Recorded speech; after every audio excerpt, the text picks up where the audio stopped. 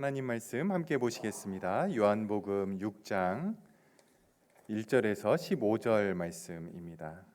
신약성경 152면 요한복음 6장 1절에서 15절 말씀 제가 봉독해 드리겠습니다. 그 후에 예수께서 디베랴의 갈릴리 바다 건너편으로 가심에 큰 무리가 따르니 이는 병자들에게 행하시는 표적을 보았음이러라. 예수께서 산에 오르사 제자들과 함께 거기 앉으시니 마침 유대인의 명절인 유월절이 가까운지라 예수께서 눈을 들어 큰 무리가 자기에게로 오시는 것을 보시고 빌립에게 이르시되 우리가 어디서 떡을 사서 이 사람들을 먹이겠느냐 하시니 이렇게 말씀하심은 친히 어떻게 하실지를 아시고 빌립을 시험하고자 하심이라. 빌립이 대답하되 각 사람으로 조금씩 받게 할지라도 200데나리온의 떡이 부족하리이다. 제자 중 하나 곧 시몬 베드로의 형제 안드레가 예수께 여짜오되 여기 한 아이가 있어 보리떡 5개와 물고기 2마리를 가지고 있나이다. 그러나 그것이 이 많은 사람에게 얼마나 되겠사옵나이까. 예수께서 이르시되 이 사람들로 앉게 하라 하시니 그곳에 잔디가 많은지라 사람들이 앉으니 수가 5,000명쯤 되더라. 예수께서 떡을 가져 축사하신 후에 앉아있는 자들에게 나눠주시고 물고기도 그렇게 그들의 원대로 주시니라. 그들이 배부른 후에 예수께서 제자들에게 이르시되 남은 조각을 거두고 버리는 것이 없게 하라 하심으로 이에 거두니 보리떡 5개로 먹고 남은 조각이 12바구니에 찼더라. 그 사람들이 예수께서 행하신 이 표적을 보고 말하되 이는 참으로 세상에 오실 그 선지자라 하더라. 15절 우리 같이 읽겠습니다. 그러므로 예수께서 그들이 와서 다시 혼자 산으로 떠나가시니라. 아멘. 예수님이 행하신 기적이 많이 있는데요. 그 중에 가장 유명한 기적은 바로 오늘 우리가 살펴보려고 하는 이 오병이어 기적입니다. 제가 가장 유명하다라고 이렇게 말씀드리는 이유는 예수님이 행하신 기적들 중에 사복음서 모두에 기록된 기적은 오직 이 사건밖에는 없습니다.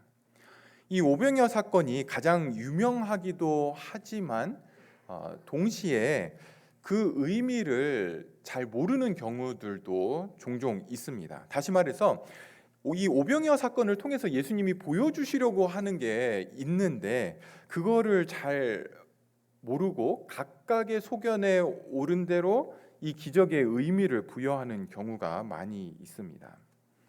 물론 이 오병이어 사건을 사복음서가 아주 똑같이 기록하고 있지는 않습니다. 각각 다른 시각으로 이 하나의 사건을 보고 있는데요. 마태는 장차 이스라엘을 먹이실 이 불쌍한 이스라엘을 먹이실 자로 예수님을 보여주고 있고요. 또 마가는 하나님의 종의 임무가 굶주린 백성들을 생명의 빵으로 먹이는 것을 보여주고, 또 누가는 사람들의 필요를 충족하기에 예수 그리스도가 능력이 있으시다 이걸 보여주고 있고요. 또 요한은 그리스도가 하나님의 백성의 양식임을 우리에게 보여주고 있습니다. 이 사복음서가 하나의 사건을 다루고 있지만 각각의 저자가 중요하게 바라보는 관점은 조금씩 달랐습니다. 이것은 이 오병이어 사건이 만들어낸 사건이거나 또 서로 입을 맞춰서 지어낸 것이거나 아니면 무조건 다른 복음서를 베낀 것이 아닌 실제로 있었던 사건을 각각의 저자들이 성령께서 보여주시는 그 중요함을 따라서 이 사건을 그 의미를 중심으로 기록을 한 것입니다. 이 사복음서들 중에 요한복음이 가장 늦게 쓰여졌습니다. 대략 주후 90년 또는 주후 100년경쯤에 쓰여졌다 이렇게 보고 있는데요. 그렇기 때문에 다른 복음서들은 이미 존재하고 있었고 요한 사도는 다른 복음서들을 이미 알고 있었을 것입니다. 그런데 요한은 자신의 복음서를 통해서 역사적인 사건이었던 이 오병이어 사건을 가지고 이것을 신학적으로 어떤 의미를 가지고 있는지를 우리에게 보여주려고 하고 있습니다. 요한 사도가 이 사건을 기록하면서 마태, 마가, 누가에는 기록되어 있지 않는 그러한 부분, 요한복음에만 기록된 그런 표현들 또 내용들이 있습니다. 요한만 이 사건이 6월절 가까이에 일어났다 이렇게 이야기해주고 있고요. 또 다른 복음서들은 소년이 가지고 온 이 떡에 대해서 그냥 떡이라고, 떡 5개라고 표현하지만 이 요한은 보리떡이다라고 그렇게 이야기를 합니다. 가장 값싼 떡이었음을 우리에게 보여주고 있고요. 또 남아있는 조각을 걷어들인 그 이유도 우리에게 보여주고 있고, 또 제자들 가운데 특별히 빌립과 안드레의 이름을 우리에게 정확히 알려주고 있고요. 그리고 이 기적을 경험한 사람들의 그 반응을 또 우리에게 알려주고 있습니다. 요한복음에만 기록된 이러한 표현들이 사실은 요한 사도가 이 사건을 통해 보여주려고 하는 게 뭔지를 알아가는 데 있어서 우리에게 굉장히 중요한 단서들이 됩니다. 먼저 이 사건의 배경을 좀 한번 보시죠. 1절이 그 후에 이렇게 하면서 시작을 하고 있죠. 그 후에 이게 뭐겠습니까? 5장 사건을 지금 가리키는 겁니다. 5장에서 예수님은 예루살렘에 계셨고 예루살렘에서 38년 된 병자를 고치시죠. 그리고 그 사건으로 인해서 안식일 논쟁에 휘말리게 되고 또 더 나아가서는 신성 모독의 문제에 걸려들게 됩니다. 근데 그것에 대해서 예수님이 굉장히 긴 부분을 할애해서 스스로 내가 하나님과 동등됨을 진술하시고 또 그것에 대해서 증인들, 특별히 하나님이 나의 증인이시다 이 이야기들을 하십니다. 그리고 나서 이 과정을 거치고 나서 이제 6장으로 연결이 되고 있는 거죠. 5장 사건 후에 예루살렘에 계셨던 예수님이 이제 6장으로 넘어오시면서 어떻게 합니까? 1절 보시면 그 후에 예수께서 디베랴의 갈릴리 바다 건너편으로 가셨다 이렇게 우리에게 알려주고 있습니다. 제가 갈릴리 바다의 지도를 좀 준비를 했는데요. 잘 안 보실 수도 있는데 여기에 디베랴가 있습니다. 그리고 오늘 사건은 어디서 일어나게 되냐면 디베랴 바다의 건너편 쪽에서 일어나게 되는데요. 특별히 다른 복음서에서는 이 베세다에서 좀 물러간 한적한 곳에서 이 광야 지역에서 일어났다라고 이제 알려주고 있습니다. 여러분이 보시다시피 이 갈릴리 바다는 바다는 아닙니다. 호수죠. 호수인데 굉장히 큰 호수입니다. 이 길이가 20km가 넘고요. 그리고 가장 넓은 이 넓이가 13km 이상이 되는 민물 호수입니다. 그러나 너무 넓었기 때문에 바다라고 이제 한쪽 면에서 건너편이 보이지 않았기 때문에 바다라고 그렇게 불렀고요. 이 디베랴라고 하는 오늘 본문에 나오는 이 디베랴라고 하는 도시는요. 로마 황제였던 티베리우스를 기리기 위해서 이렇게 만든 그러한 헤롯 안티바스가 만든 도시입니다. 사람들은 이 디베랴 지역에 있었던 사람들은 이 호수를 디베랴 바다라고 이렇게 불렀습니다. 갈릴리 바다, 갈릴리 호수, 디베랴 바다 이렇게 불리고요. 또 게네사렛 호수라고 불리기도 하고요. 또 이 호수 자체가 하프 모양, 수금의 모양을 닮았다라고 해서 구약 성경에서는 수금이라고 하는 뜻을 가진 긴네렛 이렇게 이제 불리기도 합니다. 많은 사람들이 이 당시에는 이 바다의 서쪽 부분에 모여 살았고요. 그래서 우리가 이제 잘 아는 동네들이 이쪽에 많이 있고요. 이쪽에는 그렇게 사람들이 많이 살지는 않았고, 특별히 이쪽 지역은 광야 지역과 같은 곳이었습니다. 오늘 본문은 바로 이제 이 베세다에서 좀 물러난 이 광야 지역에서 일어난 사건입니다. 다른 복음서에 따르면 예수님께서 제자들을 데리고 사람들을 좀 피해서 쉬시기 위해서 이렇게 사람들이 없는 지역으로 가셨는데, 사람들이 그거를 알고는 예수님께서 배를 타고 떠나시는 것을 보고는 육지로 이 북쪽 내륙으로 걸어서 예수님과 제자들이 있는 이 지역으로 나아오게 되었습니다. 많은 사람들이 예수님께 모여들었는데요. 예수님께 이렇게 많은 사람들이 모여들었던 이유에 대해서 요한이 2절에 이렇게 알려주고 있습니다. 큰 무리가 따르니 이는 병자들에게 행하시는 표적을 보았기 때문이라, 이렇게 말씀을 합니다. 예수님이 행하시는 그런 표적, 기적을 보고 그게 신기해서, 또는 나도 그런 기적에 좀 혜택을 입을 수 있지 않을까라고 하는 기대, 어떤 평범하지 않은 초자연적인 그러한 현상을 나도 볼 수 있지 않을까라는 기대를 가지고 사람들이 예수님께 모여들었던 거죠. 그러니까 이 모여들었던 사람들은 예수님을 신기한 일을 해내는 능력 있는 마술사, 또는 모든 병을 고칠 수 있는 굉장히 실력이 출중한 의사로 봤던 겁니다. 또는 놀라운 가르침을 주는 좋은 선생님, 또 선한 영향력을 끼치는 그런 좋은 모델, 어떤 이러한 존재로서 예수님을 봤던 거죠. 메시아로 보지는 않았던 겁니다. 구원자로 보지 않은 것입니다. 근데 그때에 예수님이 그걸 알고는 어떻게 합니까? 3절에 보시면 제자들과 함께 산으로 올라가 버리십니다. 여기 산이라고 하는 것은 우리가 아는 마운틴, 어떤 뾰족한 그런 산을 가리키는 것이 아니라 고원지대를 가리킵니다. 그러니까 아까 봤던 그 부분이 이제 골란고원인데요. 우리가 잘 알고 있는, 사람들이 살고 있지 않은 어떤 광야 지역에서도 좀 올라가 있는 구릉지대를 생각하시면 될 것 같습니다. 예수님은 자기의 기적만 보고 따라오는, 그리고 자기에게 오는 그런 사람들을 보시고는 그 사람들을 또 피해서 높은 곳으로, 높은 지대로 올라가신 거죠. 그런데 사람들이 계속 따라오게 됩니다.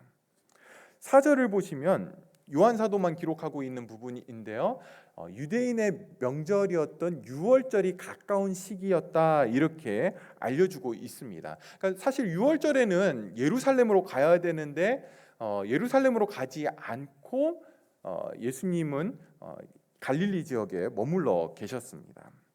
여러분, 요한복음에는 3번의 유월절이 등장을 합니다. 첫 번째는 2장에서 성전을 깨끗하게 하는 그때가 유월절이었고요. 그다음에 오늘 본문 6장에서 유월절이 한번 등장을 하고, 그리고 마지막 유월절은 예수님이 십자가에 달리실 때가 이제 유월절임을 우리에게 이야기를 하고 있습니다. 요한이 이 오병이어 사건이 일어난 때가 유월절임을 우리에게 이제 알려주고 있는데요. 사실 이 유월절이라고 하는 기간을 요한이 알려주면서 오병이어 사건의 그 의미를 전체적으로 담고 있는 복선 역할을 하는 것이 바로 이 유월절이라고 하는 이 명절입니다. 여러분, 유월절은 어떤 날입니까?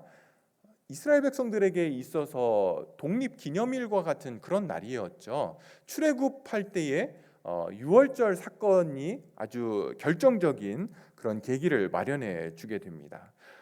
그 땅의 모든 장자를, 그리고 처음 태어난 것들을 다 죽이는 그러한 날에 어린 양을 잡아서 그 피를 문 임방과 설주에 바르고 그 집에 들어가 있으면 여호와의 사자가 그 집은 넘어간다, 유월한다, 패스 오버 한다라고 해서 유월절이라고 하는 이름이 붙게 되었습니다. 단지 어린 양을 잡아서 피만 사용하는 것이 아니라 그 집 안에 가족이 함께 모여서 그 어린 양을 이제 먹게 됩니다. 유월절에 그 음식을 어린 양의 고기를 먹게 되는 거죠. 그리고 신약으로 넘어오면서는 신약 성경의 기자들이 유월절 어린 양이 바로 예수님이다라고 하는 것을 우리에게 알려줍니다. 그래서 유월절은 어린 양 되시는 예수님의 죽음과, 그리고 그분은 자신을 내어주는 것을 예표하는 그러한 절기입니다. 예수님은 비록 자기의 기적만 보고 자기에게로 나오는 사람들을 보면서 한 번은 피해 가셨지만 그래도 쫓아오자 또다시 물러가신 것이 아니라 그들을 그대로 맞이해 주십니다. 다른 복음서에 의하면 그렇게 예수님께 나왔던 사람들을 예수님이 가르치시고 또 병을 고쳐주셨다 이렇게 기록을 하고 있는데요. 요한은 이렇게 사람들이 예수님께로 몰려들 때에 제자들에게 예수님이 퀴즈를 냈다 이렇게 이제 알려주고 있습니다. 5절 6절 한번 보시죠. 예수께서 눈을 들어 큰 무리가 자기에게로 오는 것을 보시고 빌립에게 이르시되 우리가 어디서 떡을 사서 이 사람들을 먹이겠느냐 하시니 이렇게 말씀하심은 친히 어떻게 하실지를 아시고 빌립을 시험하고자 하심이라. 요한만 여기서 빌립을 이야기하고 있고요. 조금 넘어가서 안드레의 이름을 밝히고 있는데요. 예수님께서 빌립을 콕 집어가지고 질문을 하십니다. 어디서 떡을 사서 우리가 이 사람들을 먹일 수 있겠느냐 이렇게 질문을 합니다. 예수님은 사람들이 자기에게 나오시는 것을 보셨죠. 그리고 이 사람들이 그냥 그 지역에서 예수님을 따라온 것이 아니라 육로를 통해서 멀리 걸어서 한참을 와서 예수님께 나온 자들임을 주님은 아셨습니다. 그리고 이미 마음속에 아이들을 먹여야겠다라고 하는 그런 마음을 갖고 계셨던 거죠. 또 어떻게 먹이셔야 될지를 계획을 하고 계셨습니다. 그런데 그거를 바로 실행하신 것이 아니라 일단 질문을 빌립에게 던진 겁니다. 여러분, 왜 빌립에게 예수님이 질문을 하셨을까요?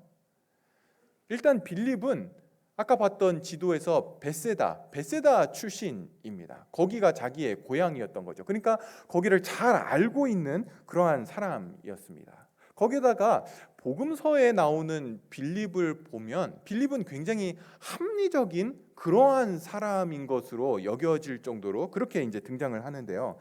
요한복음 1장에도 빌립이 나옵니다. 빌립이 어디에서 나오냐면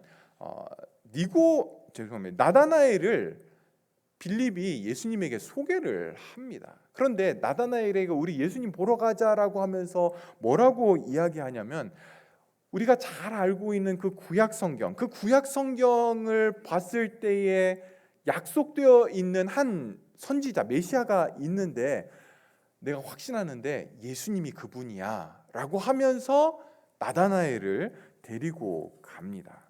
그러니까 빌립은 그냥 맹목적으로 사람들이 예수님의 인기를 드러내고 사람들이 좋아하니까 예수님을 따라다녔던 것이 아니라 굉장히 합리적으로 판단을 했던 거죠. 구약 성경에 의하면 한 약속된 자가 오실 건데 내가 보니까 이 예수님이 바로 그분이라고 하는 그런 판단 하에, 합리적이고 이성적인 판단 하에 예수님을 따르고 있었던 겁니다.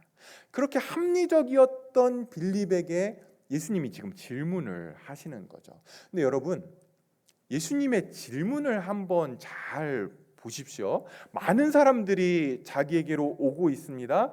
그리고 이들을 먹여야겠다라고 주님은 결정을 하셨고요. 그렇다면 빌립에게 어떤 질문을 해야 되겠습니까? 이 사람들을 다 먹이려면 떡 몇 마리 필요하겠니? 얼마치의 떡이 필요하겠니? 아니면 돈이 얼마가 있어야 이들을 다 먹이겠니? 이런 질문을 해야 되는데 그렇게 질문하지 않으시고 예수님은 어디서 떡을 사서 이 사람들을 먹일 수 있겠느냐라고 질문을 하십니다. How much do we need의 질문이 아니라 Where can we get? 이라고 그렇게 질문을 하고 있는 거죠. 근데 빌립은 이것에 대해서 뭐라고 대답을 합니까? 예수님, 베세다에 있는 코스코에 가서 이 사람들을 먹일 수 있는 것 거기 가면 구할 수 있습니다. 이렇게 대답을 하지 않죠. 음식을 구할 수 있는 장소로 대답을 한 게 아니라 7절에 보시면 각 사람으로 조금씩 받게 할지라도, 이거는 각 사람에게 떡을 조금만 받아가게 할지라도 200데나리온어치의 떡으로는 부족할 겁니다라고 이렇게 이제 대답을 하고 있습니다. 200데나리온, 이 당시 1데나리온은 일꾼의 하루 품삯 정도로 이제 보고 있습니다. 그러면 200데나리온이면 한 7, 8개월 정도 이렇게 돈을 모아야 했던 그러한 품삯을 모아야 했던 돈입니다. 그것도 사람들로 하여금 조금씩 먹게 한다라면, 조금씩 떡을 받아가게 한다라면 그만큼의 돈이 필요하다라는 거죠. 그러니까 제대로 먹이려면 몇 배가 더 필요했을 것입니다. 여러분, 오일러스 경기장 그 로저스 플레이스 가보셨나요? 가보지는 않았지만 이제 하키할 때 이렇게 화면으로 비춰지는 걸 보면 굉장히 많은 사람들이 들어갈 수 있습니다. 하키할 때 한 18,000명 정도가 이제 들어갈 수 있다라고 하고요. 거기에서 이제 공연을 할 때는 밑에까지 다 좌석을 놓고 2만 명 정도가 거기에 들어간다라고 합니다.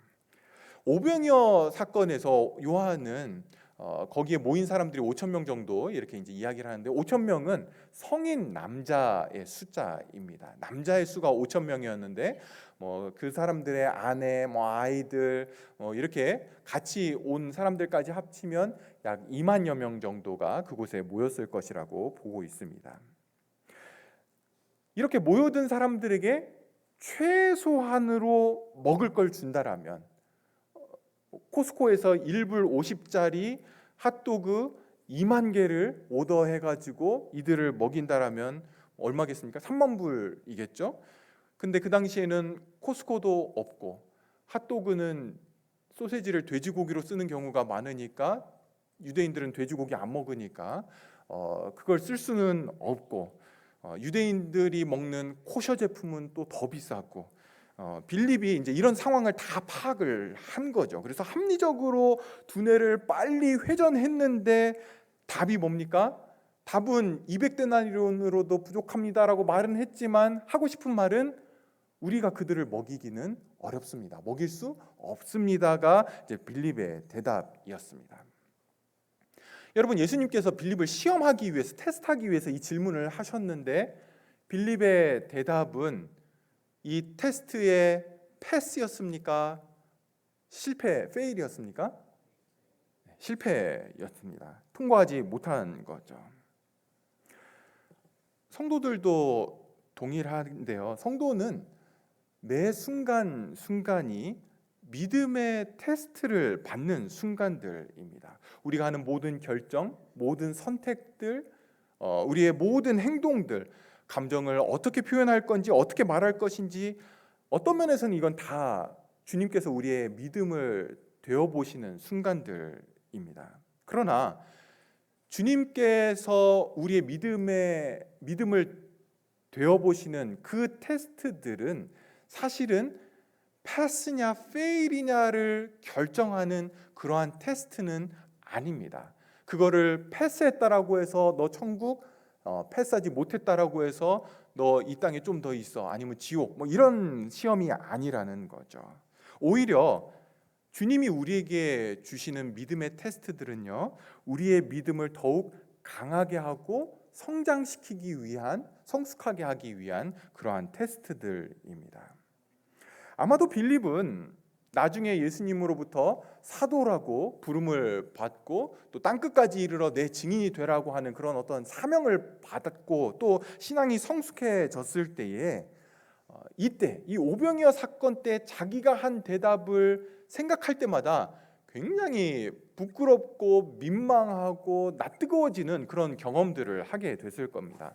왜냐하면요, 여러분, 빌립은 바로 전 5장에서 예수님이 38년 된 병자를 고치시는 것을 눈앞에서 봤던 사람입니다.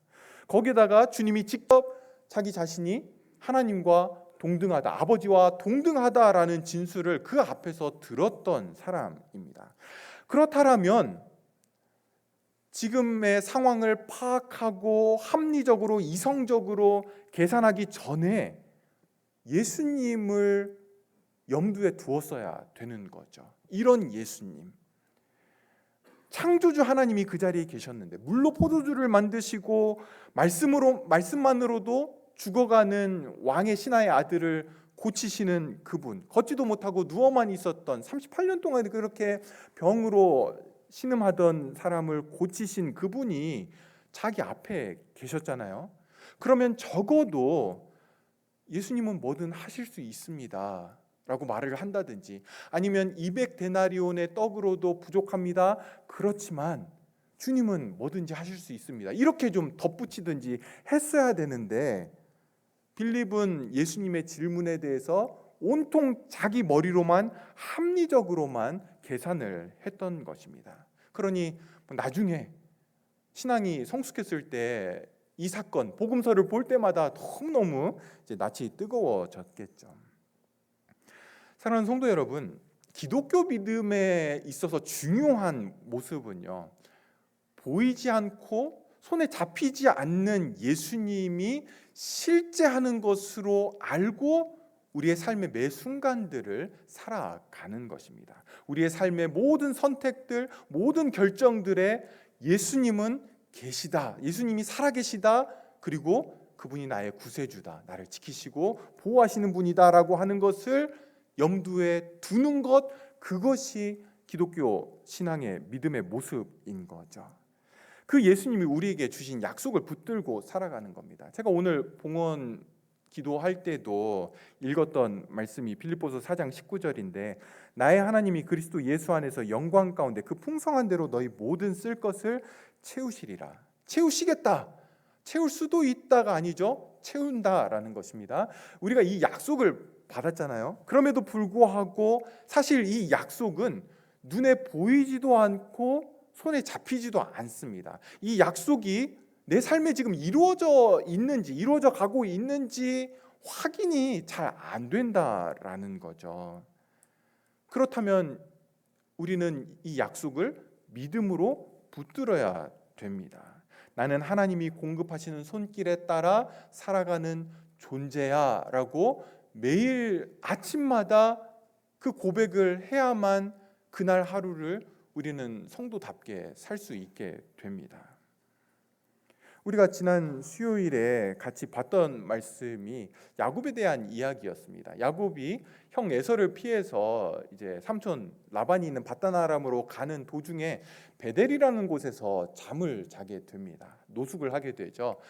돌베개를 베고 자는데 꿈을 꾸게 되는데 환상과 같은 너무 선명한 꿈을 하나님께서 보여주십니다. 근데 그게 뭐였냐면, 땅과 하늘이 사닥다리로 연결되어 있고 그 사닥다리 위로 천사들이 오르락내리락 하는 그러한 환상과 꿈을 보게 됩니다.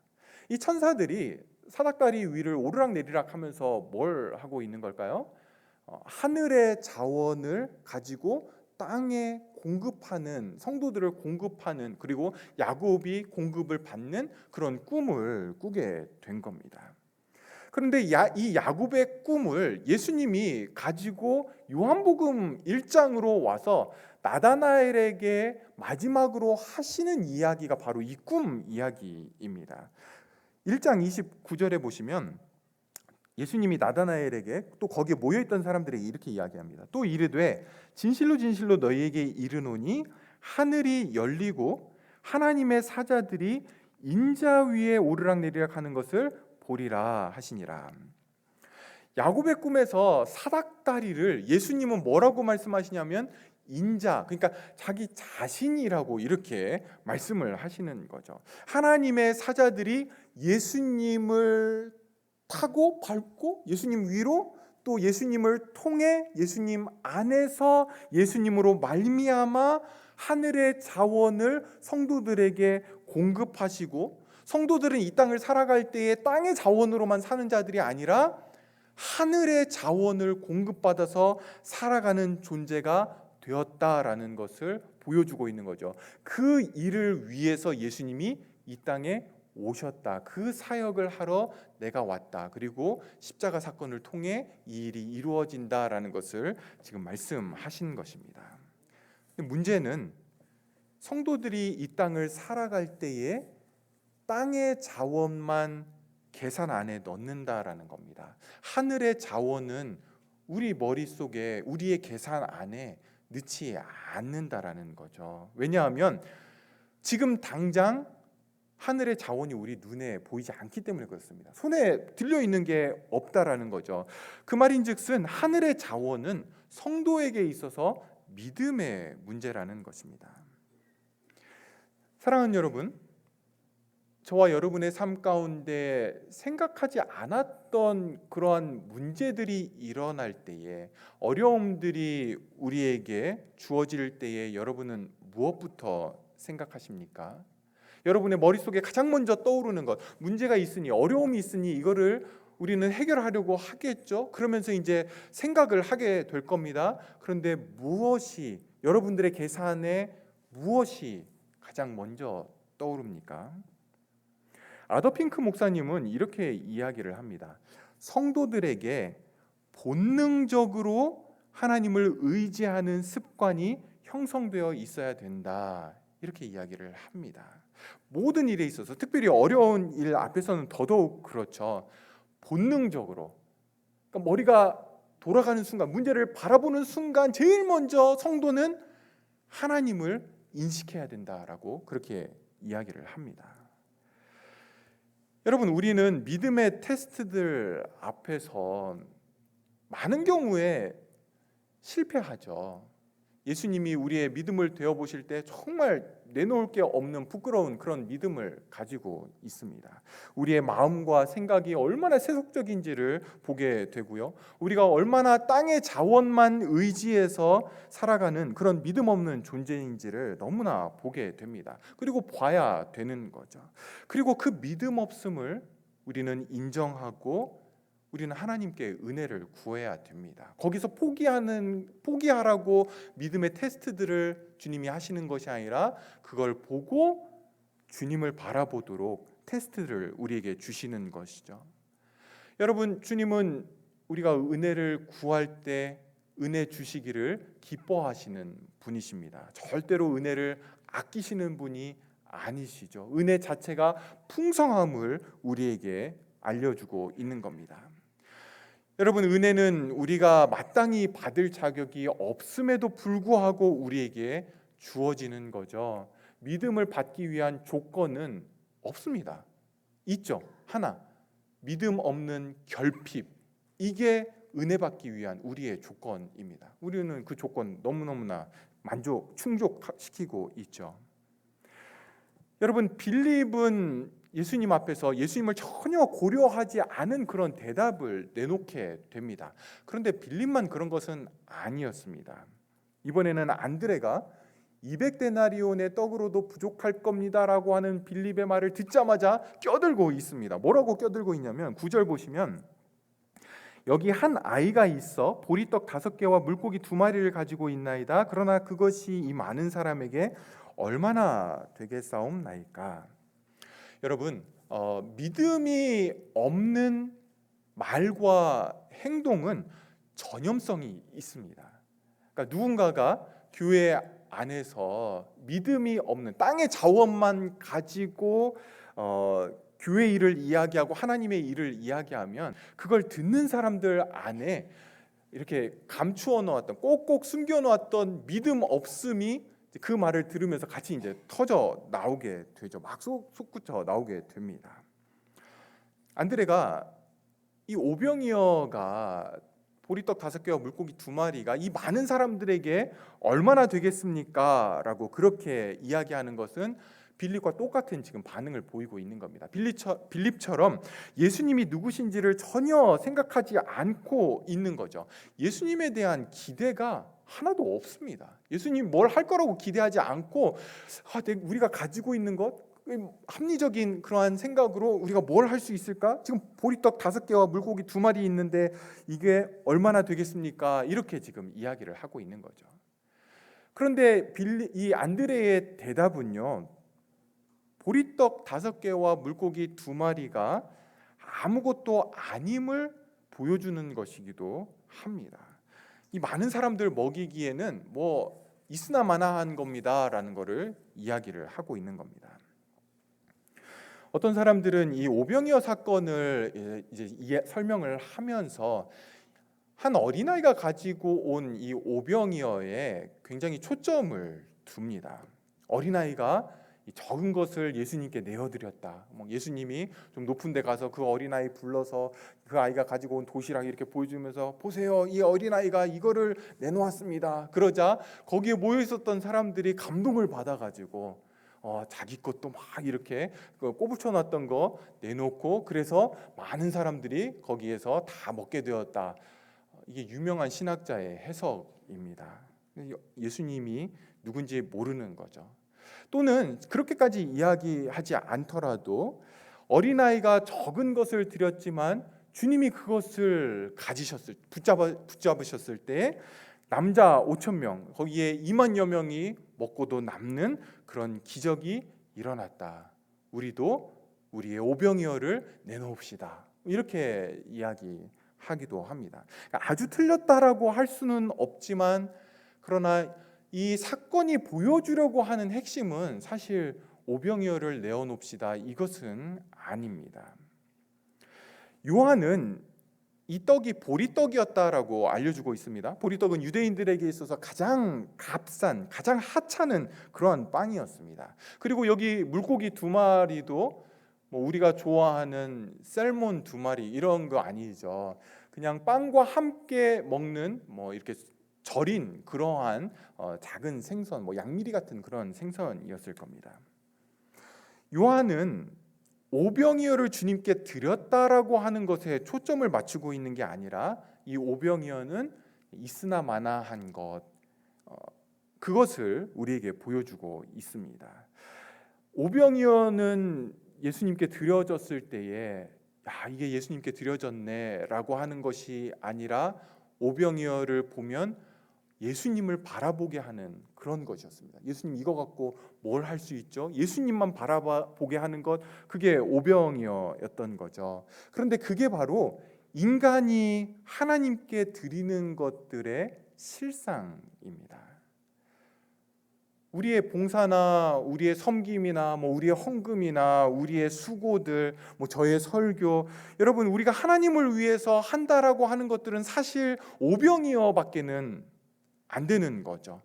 예수님만 바라보게 하는 것들입니다. 있으나 마나한 것, 차라리 없는 게 더 나을 수 있는 그러한 것들이죠. 그런데 우리의 죄악된 본성은요, 우리가 드린 그 오병이어를 인정받고 싶어 합니다. 인정 안 해주면 서운하다라고 하고 삐지기도 하고, 심지어 우리의 죄악된 본성은 오병이어가 아무것도 아니야? 그래? 그럼 나 아무것도 안 해. 뭐 하려고 해? 라고 하는 그렇게 아주 못된 반응을 하게 됩니다. 여러분, 주님은 얼마든지 그곳에 있던 뭐 흙으로, 먼지로, 돌멩이로 떡을 만들어서 또 훨씬 더 좋은 것을 만들어서 거기에 있는 사람들을 배불리게 먹이실 수 있었습니다. 그런데 그렇게 하지 않으시고 한 아이가 가져온 오병이어를 사용을 하십니다.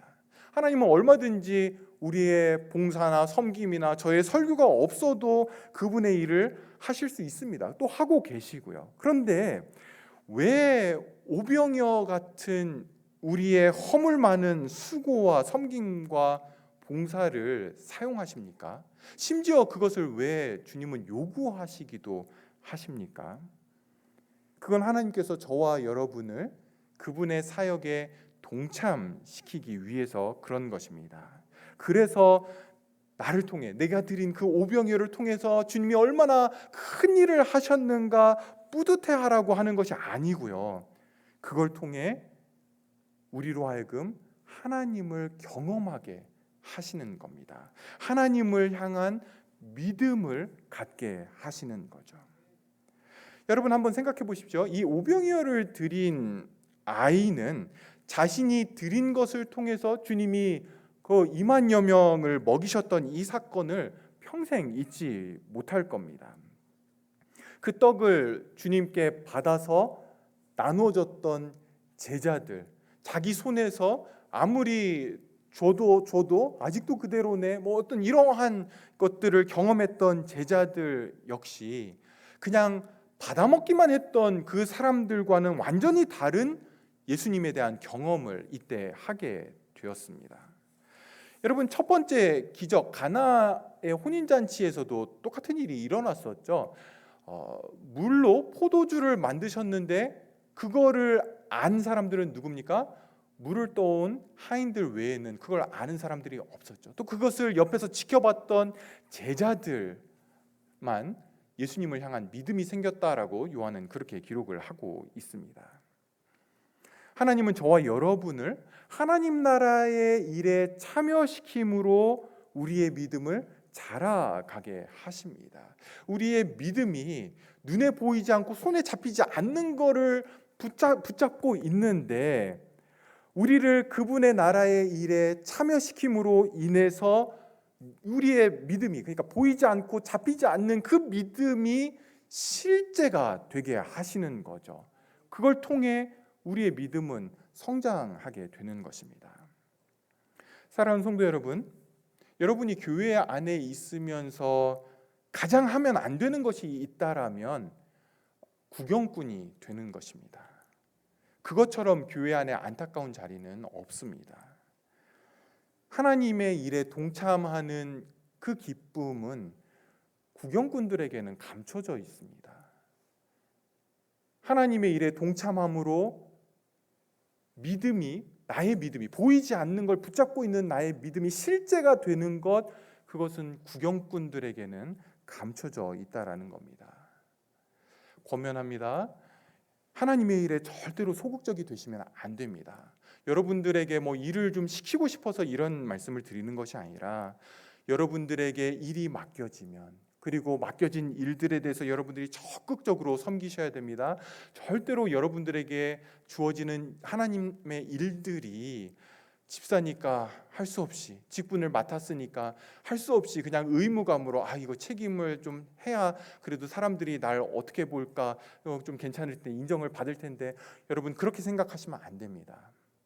여러분들에게 주어진 하나님의 일들은 의무가 아니라 축복임을 여러분은 꼭 아셔야 됩니다. 그것을 통해서 우리의 믿음은 자라나게 되는 것입니다. 오늘 이 오병이어 사건의 결론은 우리가 다 보지 못하고요. 결론 부분은 좀 다음 시간에 살펴보려고 합니다. 사랑하는 성도 여러분, 기독교 신앙은 공식이 아닙니다. 신앙을 공식으로 만드는 것보다 더 위험한 것은 없습니다. 기독교 신앙은 예수님이라고 하는 한 인격을 우리가 알아가는 건데요.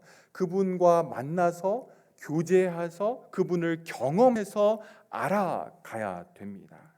한 아이가 가져온 보리떡 5개와 물고기 2마리가 예수님의 기적을 보는 필요 조건이 아니었다라는 겁니다. 그것은 없느니만 못한, 있으나 마나한 것임을 보여주는 거죠.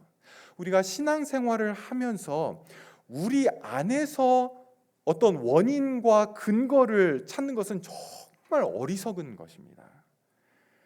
내가 어떻게 했는데, 내가 뭘 드렸더니, 내가 이렇게 하니까, 내가 저렇게 하니까 내가 복을 받았어, 내가 신앙에 이렇게 되었어.